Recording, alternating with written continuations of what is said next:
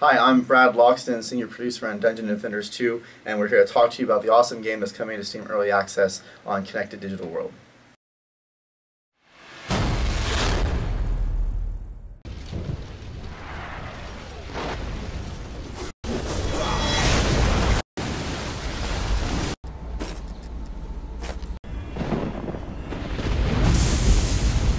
Well, thank you for joining us. Yes, thank you. Would you like to introduce yourself and tell us what you do? Yes, my name is Brad Logston. I am Senior Producer on Dungeon Defenders 2.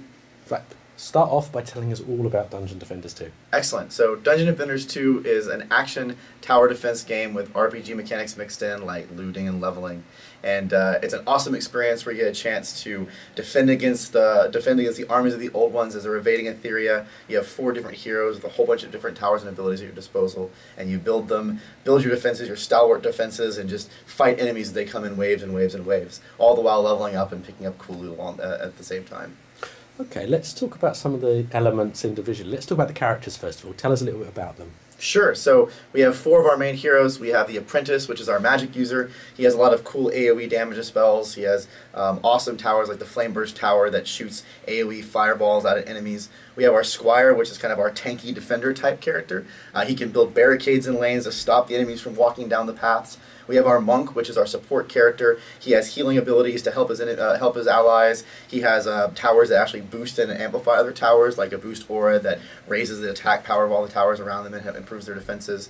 And then we have our Huntress, which is kind of our trickster character. She has traps that can explode when enemies walk down the lanes, and she has some awesome line damages, like this flaming phoenix that goes down the lanes and just burns enemies as it travels. Who's your favourite character then? You know, I'm really partial to the Squire. One unique thing about Dungeon Defenders is that, as a franchise, is that you actually can block lanes. You know, a lot of tower defense games, you build defenses along the sides, and that's kind of how you play. And the Squire actually can go in and put a barricade down, and that's going to stop the enemies from coming down that lane. And then you can build all these defenses around it. You know, the Hunters can put traps in front of it, and the Apprentice can put defenses behind it, like this Flame Burst Tower. And I just think that's a lot of fun to be the guy that says, this is the line. This is where we hold our defensive line. Okay. Tell us a little bit about some of the traps then. Well, we have actually environment traps in our maps. So every single map has these unique traps that are built into it that you can use to magnify your defenses. So, for example, we have one level that has this ice cart, and you can go and hit it, and it shoots blocks of ice out into the lane and freezes all the enemies. Or you have a flame cart that, when you shoot it, it's going to put these burning centers on the enemies and damage them.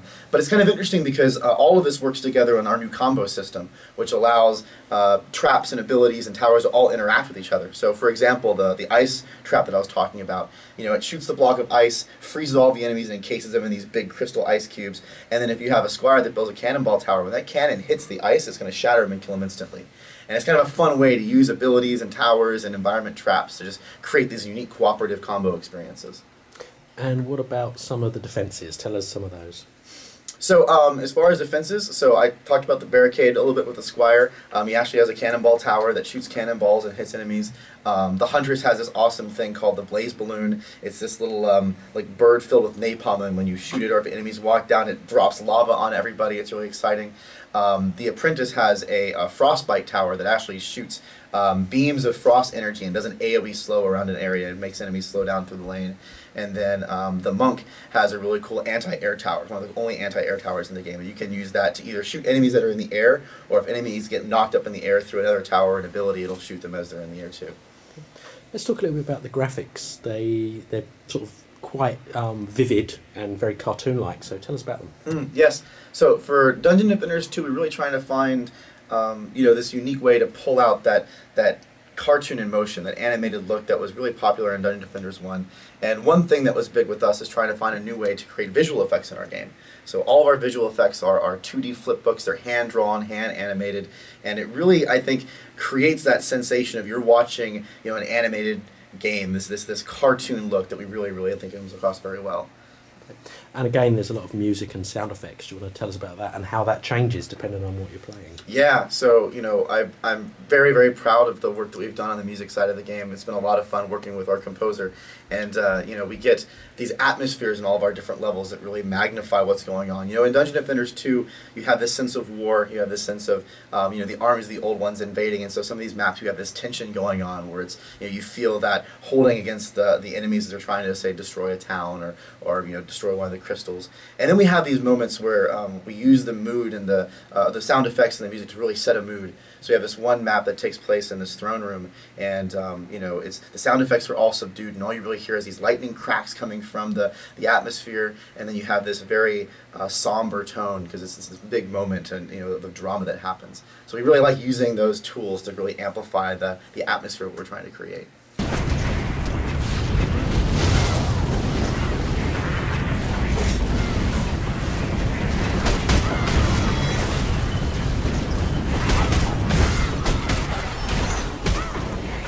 It wouldn't be Dungeon Defenders without loot, so tell us about some of the cool loot. Yes, well, loot's really exciting in Dungeon Defenders too. So one thing that we really wanted to find was to make the things that you acquire, the loot that you acquire, something that's not just more numbers. It's not about getting more health or getting more damage. It's about creating new, unique ways to play. So we have our special stats that drop on loot. They dramatically alter how a player might play their game.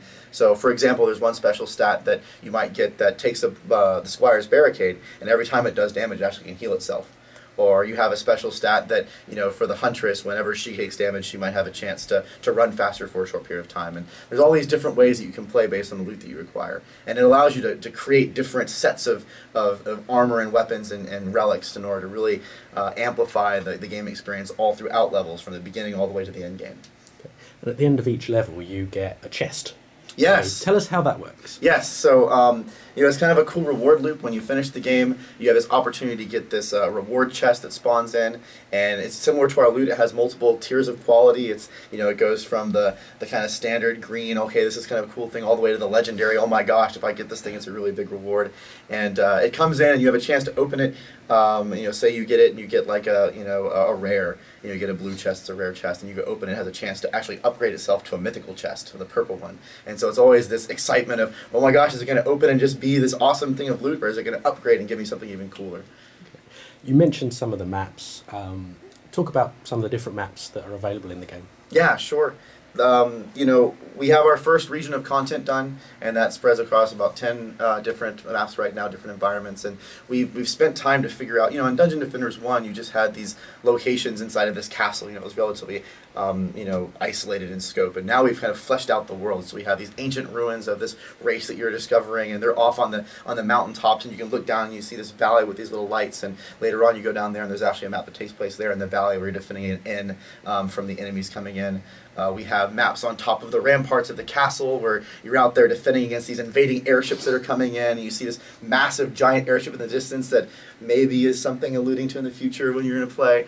You have the throne room I was describing before, and then you have that sense of defending against protecting the town as it's coming in. So you fight in the town square, and you fight in the marketplace, you fight in the entrance of the town, of this castle area, and just all these cool different environment set pieces that we get to explore.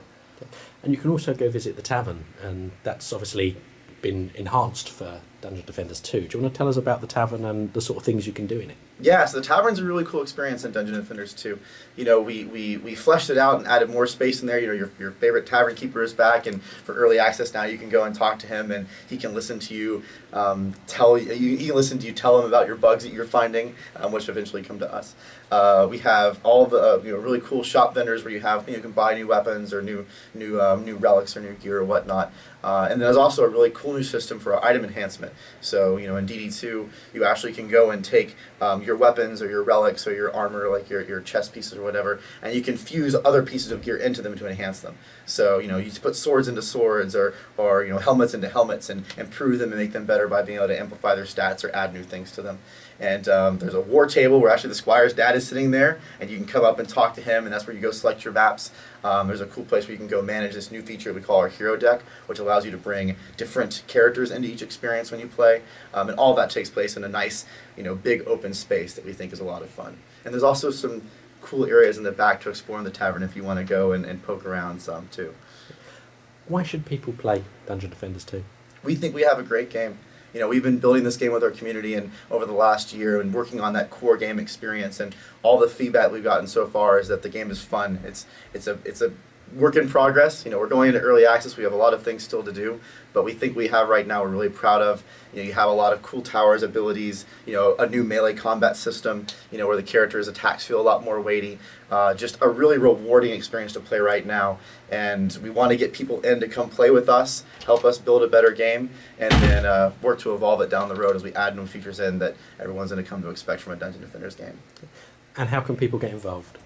So the game's going to be going live on early access starting December 5th. And you can come in and start playing right away with all of our different fans, enjoy a whole bunch of content, hours and hours of content on early access on Steam. So it's not just PC? No, so Dungeon Defenders has been a game we've enjoyed bringing to a whole bunch of different platforms. Right now we're doing the PC game first for Steam, but we're also excited to announce that we're going to be bringing Dungeon Defenders 2 to PlayStation 4.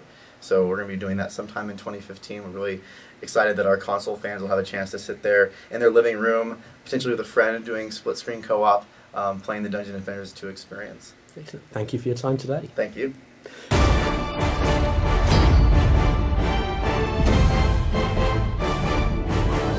Thanks for watching.